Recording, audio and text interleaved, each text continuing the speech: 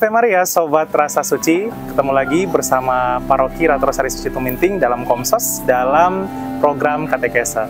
Terasa kita sudah tiba di masa Advent dan kita akan bertanya-tanya seputar masa Advent kepada Pastor Petrus Suroto MSY. Shalom Pastor. Shalom. Iya. Dan Sobat Rasa Suci, kita akan bertanya kepada Pastor Suroto tentunya pertanyaan-pertanyaan yang biasanya sering ditanyakan oleh umat. Apakah orang Katolik itu boleh memutar lagu Natal, boleh menyanyikan lagu Natal, dan lain sebagainya. Pastor, masa Advent bagi orang Katolik itu apa sih sebenarnya maknanya? Advent itu dari kata adveniente, yang artinya menunggu atau menanti. Jadi ini adalah masa persiapan untuk menyambut Tuhan. Pastor, ada juga nih pertanyaan dari umat nih Pastor. Biasanya mereka biasa lihat, wah, dari gereja-gereja non-Katolik sudah merayakan Natal, Pastor, di awal-awal Desember. Tapi kok kenapa gereja Katolik belum juga merayakan Natal gitu di awal Desember? Itu karena gereja Katolik menekankan sisi spiritualitasnya. Jadi ketika kita merayakan Natal, kita bukan hanya sekedar merayakan secara fisik, berpesta dengan keluarga dan teman-teman, tetapi lebih dari itu, kita betul-betul menyiapkan secara rohani.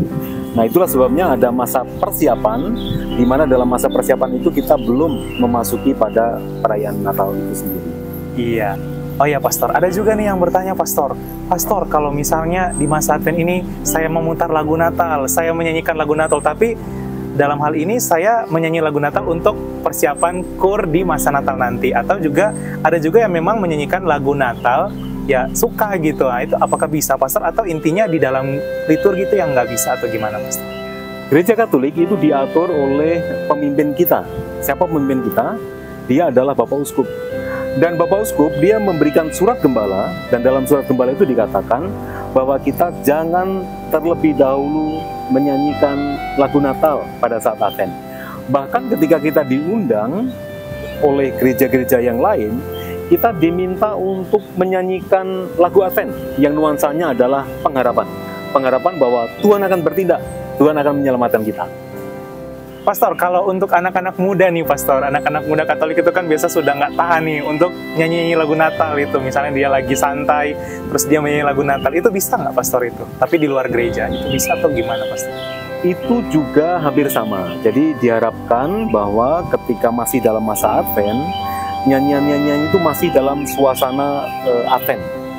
Itu tuntunan dari gereja, seperti yang kita baca dari surat gembala Bapak Uskup.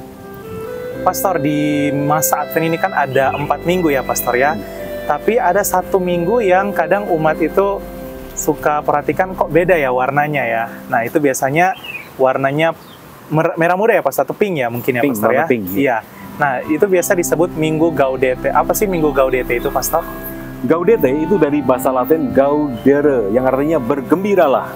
Kenapa kita bergembira? Karena Tuhan sudah mendekat dan kita menyambutnya dengan penuh pengharapan. Ingat bahwa kita sebagai orang Katolik adalah umat perjanjian baru. Dalam perjanjian lama, keselamatan itu begini loh. Jadi Allah dan umat membuat perjanjian. Allah akan setia, tapi umat juga harus setia. Tapi ternyata manusia gagal.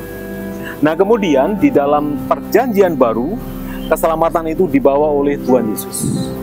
Maka kita menyebutnya dengan penuh kegembiraan.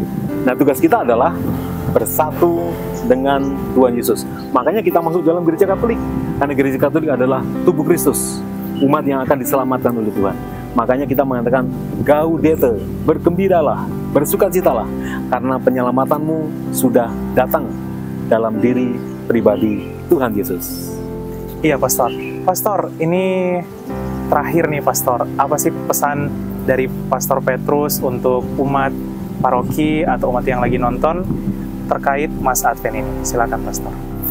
Kalau bagi saya pribadi untuk tahun ini, maka marilah kita kembali ke hati kita. Karena Paulus juga mengatakan kepada kita, kembali ke hati. Perubahan hidup kita itu mulai dari hati. Dan kalau hari ini kita mendengarkan tentang padang gurun adalah simbol dari hati kita. Di padang gurun ada kesunyian, kita bisa mendengarkan hati kita. Di padang gurun juga bahaya, ada banyak binatang buas. Demikian juga dengan hati kita. Hati kita juga ada Tuhan yang menyertai kita, namun juga dalam hati kita itu juga ada godaan-godaan. Maka kita perlu masuk ke dalam hati kita meluruskan hati kita menyiapkan hati kita.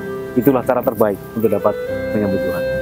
Iya, terima kasih banyak Pastor Petrus untuk katekesenya, dan Sobat Rasa Suci, selamat menjalani masa Advent. Ave Maria.